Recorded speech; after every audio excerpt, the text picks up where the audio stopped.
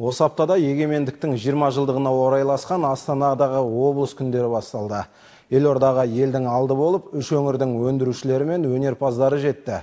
Өндірісті Шығыс, малы өрісті Жамбыл, балығы тайдай тулаған Атырау. Соның барлығын базарлық есебінде біздерде мынадай бар деп әрбір облыс шама-шарқынша ұсынып жатты, жәрмеңке ұйымдастырды. Бұл дүрмекке әр облыстың мақтан етуге лайық рухани байлығы, бетке ұстар ел тұтқа азаматтары қосылды. Әулиеатадан Шерхан Мұртаза, Асан Әләшімов, Тұңғышбай Әл-Тарази жетті ат терлетіп Елордаға. Ендігі кезекте 11 облыс қазір Астанаға бет алмаққа буынып, түйініп дайын отыр. Апта-кезеттің бүгінгі қонағы Шығыс Қазақстан облысының әкімі Бердібек Сапарбаев. Мәртебелі мейман Шығыс өңірінде жүзеге асып жатқан жағымды, ілкімді жаңалықтармен бөлісті.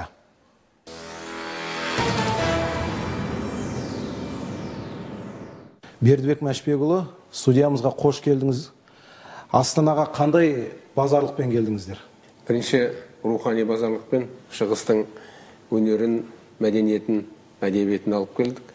Екінші Шығыстан шығарылатын өнімдерді аз да болса өздерін арзан бағаменен, азық-түлікпенен қамтамасыз ету үшін өзіміздің облыста негізгі шығарылатын жеміс жидек, бал, май, ет, сүт өнімдерін алып. 20 тонна бал алып келдік.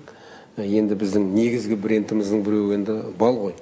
Оның үстінде біздегі балдың сапасы жақсы, бағасы базардағы нарықтан әлдеқайда төмен. Бәрін алып келген кәсіпкерлер өздерінің қаржыларымен, одан кейін олар әкелген заттарының көлемі көп, оны сатып өздерінің шығарған шығындарын өтейді. Шығыс Қазақстан облысы әдетте өндірісті өлке ретіндегі бренді баршаға мәлім. Осы орайда соңғы жылдары осы Шығыс өңірінде бойына қан жүгірген аса ірі жобалар мынау деп қайсысын айтар едіңіз? Мемлекетімізде жүзеге асып жатқан индустриялық, инновациялық бағдарламаның негізгісі біздің облыста жалпы 37 бағдарлама бар, құны 609 миллиард тұратын. Оның былтыр 12-сі іске қосылды, құны 137 миллиард. Соның нәтижесінде біз тек биылдың өзінде қосымша 97 миллиард теңгенің өнімін аламыз ба деген, бюджетке 7 миллиардқа жуық салық түседі деген жоспар бар. 1,5 мыңға жуық жаңадан жұмыс орындары ашылады. Шығыстағы руханияттың жаңғырығы соңғы жылдары аса бір пәрменді, қарқынды шыға бастады. Сөзімізге дәлел, кешегі мына тәуелсіздік 20 жарқын іс, туған елге тағзым, туған жер алтын бесігім деген сияқты шаралар сонау Шығыстан Астанаға қарай естіліп жатыр. Осылардың мән маңызын айтып кетсеңіз. Бірінші рет Алтай түрік әлемінің алтын бесігі деген форум өткіздік. Ол форумға 12 мемлекеттің өкілі қатысты. Негізгі мақсат Түрксой халықаралық ұйыммен бірігіп отырып, сол жердегі өзіміздің әдебиетімізді, мәдениетімізді, өнерімізді дамытып, дүние жүзіне көрсету. Енді биылғы 20 жылдыққа байланысты бізде 20 жылдыққа 20 жарқын іс деген акция жүріп жатыр.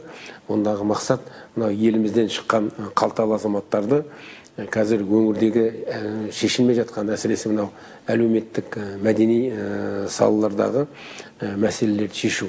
Бұл жаңадан мәдени спорт кешендерін салу жөнінен. Ол жөнінде қазір енді 3,5 миллиардтай теңгенің жұмысы жасалынды. Туған елге тағзым дегендегі бір мақсатымыз өзіміздің елден шыққан ақындарымызды, жазушыларымызды, өнер саласында жүрген азаматтарды елге таныстыру. Сол арқылы жастарға тәрбие беру. Егер сіздер осы кісілер сияқты күнделікті ізденіп, күнделікті жұмыс жасайтын болсаңыздар, ертең халқымызға, мемлекетімізге белгілі азамат боласыздар деген біз әрбір ауданның, қаланың күндерін өзіміздің облыстың орталығында өткізіп жатырмыз. Кешегі мына Шығыс шынары ақындар мүшәйрасында құлағымыз шалып қалды. Бізден де көптеген ақындар бар, бірақ енді өкінішке орай олар өздерінің еңбектерін көрсете алмайды, шығара алмайды. Осы мақсатта біз былтырдан бері осы жазба ақындарының мүшәйрасын өткізіп жатырмыз. Былтыр оған 4 мемлекеттен 140-тан астам ақындар қатысты. Биылда 110 ақындар қатысып, ол мүшәйраны өткізіп, мүшәйра дәстүрлі түрде өтеді. Одан кейінгі біздің бір жұмысымыз ол жай ғана былай сөз болып қалмасын. Ертең сол жердегі оқылған өлеңдерден мынау жастар әсіресе бір тәрбие алатын дегендей біз былтыр кітап шығардық.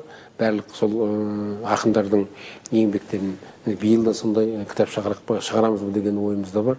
Ол өзінің жалғасын табады. Мына өзіңіз отырған мына әкімшіліктің қарсы алдында Абай ескерткіші орнатылғанда жергілікті ақсақалдар Өскеменге егемендік енді келді деп көз жасына ерік берген екен. Қазіргі таңдағы жағдай қалай? Қазақ рух, егемендік рухы Өскемен қаласына, оның төңірегіне қаншалықты сіңді деп айта аламыз? Сіңіп жатыр деп айтуымыз керек.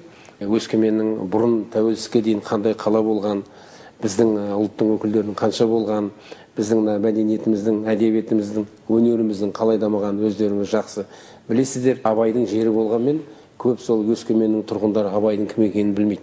Сондықтан ол ескерткіш қойғандағы мақсат сол Абай арқылы өзіміздің ұлттық өнерімізді, мәдениетімізді, әдебиетімізді дамыту. Абай тек қана қазақтың Абайы емес қой. Ол бүкіл дүниежүзінің Абайы.